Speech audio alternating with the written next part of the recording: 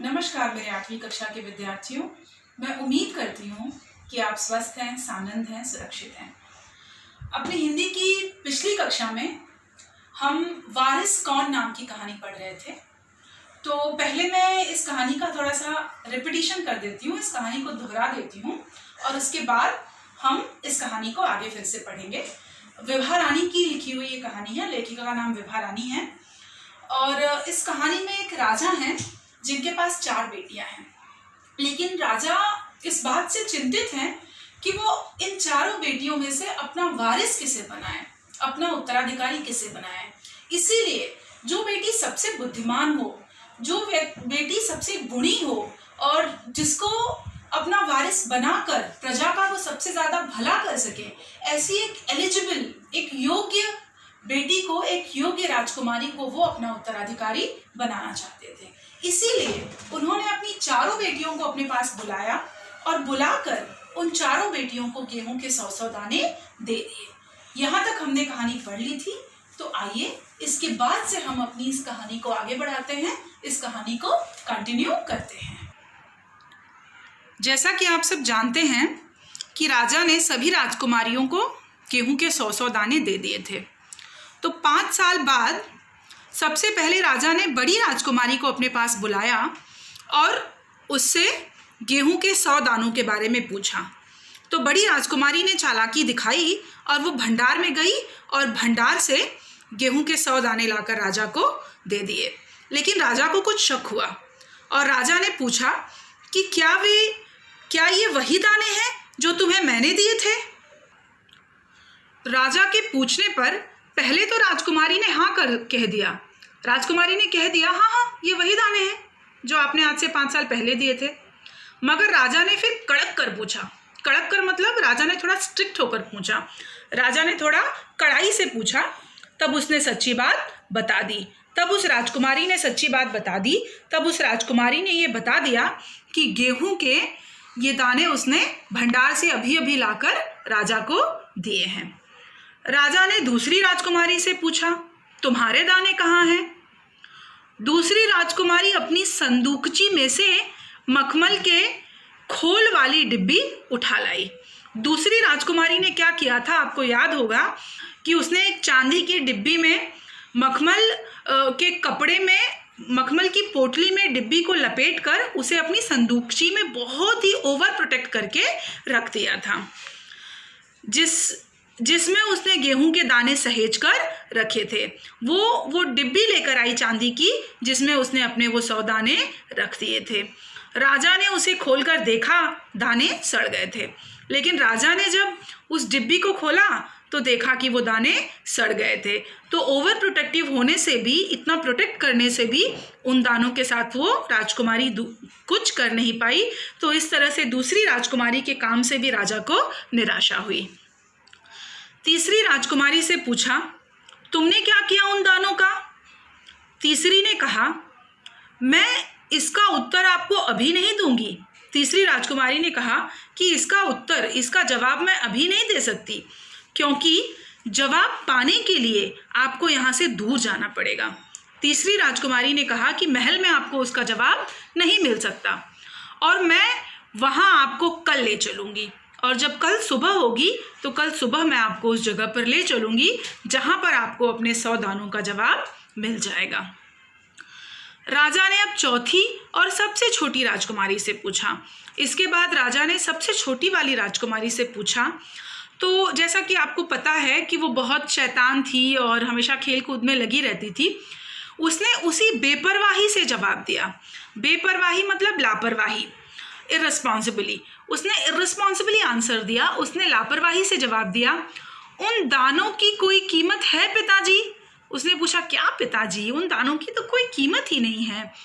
वैसे तो ढेरों दाने भंडार में पड़े हैं, हमारे पास अनाज के बड़े बड़े भंडार हैं और उन बड़े बड़े भंडारों में गेहूं के बहुत सारे दाने पड़े हैं। हमारे भंडार गेहूं से भरे हुए हैं। आप तो जानते हैं ना, मुझे गेहूं के भुने दाने बहुत अच्छे लगते हैं। उसने बताया, आपको तो पता है ना, मुझे भुने हुए गेहूं बहुत पसंद है। सो मैं उन्हें भुनवा कर खा गई। इसलिए आपके 100 दानों को मैंने भुनवाया और भुनवा कर मैं उनको खा गई। आप भी पिताजी किन किन चक्करों में पड़ जाते हैं। अब चक्कर में पड़ जाने का मतलब होता है एक दुविधा में पड़ जाना, चक्कर में एक, जैसे आप कहते हैं डिलेमा, एक डिलेमा में पड़ जाना। तो उसने अपने पिताजी को ही सुना दिया और कह दिया, पिताजी आप तो बेकार के चक्करों में पड़े रहते हैं, आप तो किसी भी तरह की दुविधा में पड़े रहते हैं। तो इस तरह से तीनों राजकुमारियों ने अपना अपना उत्तर दे दिया। सभी के उत्तर से राजा को बड़ी निराशा हुई, राजा को बड़ी हताशा हुई, राजा बिल्कुल खुश नहीं हो पाया। चारों में से अब उसे केवल तीसरी बेटी से ही थोड़ी सी उम्मीद थी। अभी भी केवल उसे तीसरी राजकुमारी से थोड़ी सी उम्मीद, मतलब होप्स, आशा। अब केवल तीसरी राजकुमारी से ही थोड़ी सी उसे आशा बची हुई थी, उसके थोड़े से होप्स खाली तीसरी वाली राजकुमारी के साथ थे। दूसरे दिन तीसरी राजकुमारी राजा के पास आई। उसने कहा, चलिए पिताजी, आपको मैं दिखाऊं कि गेहूं के वे दाने कहाँ हैं। अब राजकुमारी पिता के पास आ गई और उसने कहा, पिताजी आपको मेरे वो 100 दाने देखने होंगे, चलिए मैं आपको दिखाती हूँ। राजा रथ पर सवार हो गया। राजा अपने रथ पर बैठ गया। रथ महल नगर पार करके खेत की तरफ बढ़ चला और रथ जो है वो उसने महल पार किया, उसने पूरा नगर पार किया और वो खेतों की तरफ चल पड़ा। राजा ने पूछा, आखिर कहाँ रख छोड़े हैं तुमने वे 100 दाने? राजा ने कहा, तुमने 100 दाने कहाँ रख दिए हैं, कितनी दूर रख दिए हैं? इन 100 दानों के लिए तुम मुझे कहाँ कहाँ के चक्कर लगवाओगी? राजा ने कहा, कहाँ कहाँ के चक्कर लगवाओगी, इतने दूर तो हम निकल आए हैं, और कितनी दूर तुम मुझे ले जाओगी? तब तक रथ एक बड़े से हरे भरे खेत के सामने आकर रुक गया। सामने बहुत बड़े खेत में गेहूं की फसल थी। अब राजा ने देखा कि बहुत बड़ा सा खेत है और उसमें गेहूं की फसल है। उसकी बालियां हवा में झूम रही हैं। गेहूं की जो बालियां थी वो सुंदरता से हवा में झूम रही हैं, जैसे राजा को कोई खुशी भरा गीत सुना रही हो। और गेहूं के वो सुंदर सुंदर दाने, वो उगे हुए गेहूं और वो झूमती हुई बालियां, ऐसा लग रहा था जैसे राजा को कोई खुशी भरा गीत सुना रही हो। गेहूं की झूमती हुई बालियां, बड़ा सा गेहूं का खेत देखकर राजा को बहुत खुशी हुई। राजा ने हैरानी से राजकुमारी की ओर देखा। हैरानी से मतलब बिल्कुल आश्चर्य से, सरप्राइज होकर उसने राजकुमारी की ओर देखा। राजकुमारी ने कहा, पिताजी ये है वे 100 दाने जो आज लाखों लाख दानों के रूप में आपके सामने हैं। तब राजकुमारी ने बताया कि आपके 100 दानों को मैंने आज लाखों करोड़ों दानों में, इतनी बड़ी फसल में कन्वर्ट कर दिया है, इतनी बड़ी फसल में बदल दिया है। मैंने उन 100 दानों को बोकर इतनी अधिक फसल तैयार की है। तब राजकुमारी ने बताया कि उन 100 दानों से जो दाने मिले, मैंने उन्हें फिर से बोया। इस तरह 5 सालों तक मैं वो 100 दाने बोती रही और उन 100 दानों से आज इतनी बड़ी फसल तैयार हो चुकी है। राजा ने उसे गले लगा लिया। राजा ने राजकुमारी को प्यार से गले लगा दिया और तीसरी राजकुमारी से राजा बहुत ज़्यादा खुश हुए और कहा, अब मैं निश्चिंत हो गया, आज मैं बिल्कुल बेफिक्र हो गया, आज मैं आश्वस्त हो गया, आज मैं अश्योर हो गया। आज मुझे चिंता नहीं है कि मेरे बाद मेरे एम्पायर का क्या होगा, मेरे बाद मेरे राज्य का क्या होगा। तुम ही मेरे राज्य की सच्ची उत्तराधिकारी हो, तुम ही मेरे राज्य की सच्ची वारिस हो, सच्ची उत्तराधिकारी हो। तुम ही मेरे राज्य में फिर से राजा बनने के योग्य हो या रानी बनने के योग्य हो। तुम ही हो जो मेरे राज्य को सबसे बेहतर संभाल सकती हो। इस तरह कहानी का अंत भला और राजा को अपने राज्य के लिए सच्चा उत्तराधिकारी मिल गया, सच्चा वारिस मिल गया और राजा ने अपने राज्य का एक सच्चा वारिस घोषित कर दिया। जो तीसरी राजकुमारी थी उसकी घोषणा हुई वारिस के रूप में और इस तरह से ये कहानी समाप्त हुई। अब आप इस कहानी के शब्दार्थों को देखेंगे।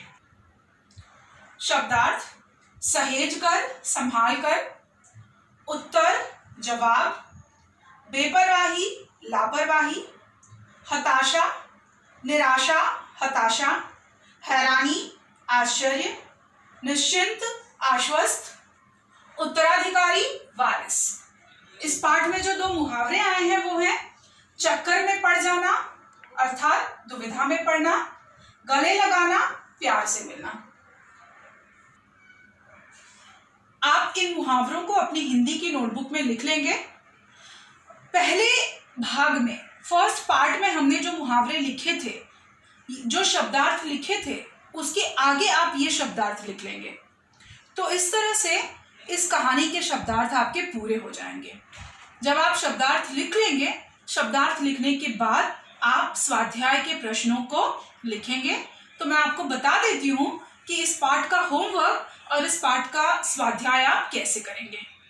इस पाठ का स्वाध्याय पेज क्रमांक 5 पर दिया गया है। पेज क्रमांक 5 पर स्वाध्याय का जो पहला प्रश्न है,